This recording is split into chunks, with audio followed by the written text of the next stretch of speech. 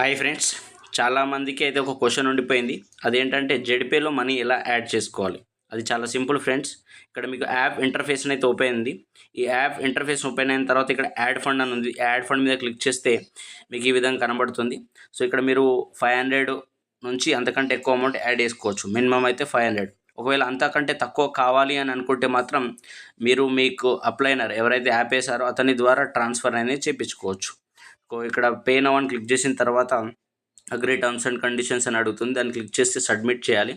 Submit చేసిన తర్వాత మీకు యాప్ ఇంటర్ఫేస్ అనేది ఈ విధంగా ఓపెన్ అవుతుంది. సో ఇక్కడ స్కాన్ క్యూఆర్ కోడ్ అని ఉంది. ఈ స్కాన్ క్యూఆర్ కోడ్ పైన క్లిక్ చేస్తే మీకు ఇలా క్యూఆర్ కోడ్ వస్తుంది.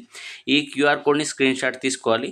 అయితే ఇక్కడ ఒక్కటి గుర్తుపెట్టుకోండి ఫ్రెండ్స్, ఈ క్యూఆర్ కోడ్ అనేది ఎప్పుడు కూడా ఫ్రెష్గానే డౌన్లోడ్ చేసుకోవాలి. ఓల్డ్ క్యూఆర్ కోడ్ అస్సలు యూజ్ చేయకూడదు. అది మాత్రం గుర్తుపెట్టుకోండి. సో ఇలా తీసుకున్న తర్వాత ఇమీడియట్లీ మీరు ఫోన్పే కానీ గూగుల్ పే ద్వారా వెళ్ళి మనీ యాడ్ చేసుకోవచ్చు.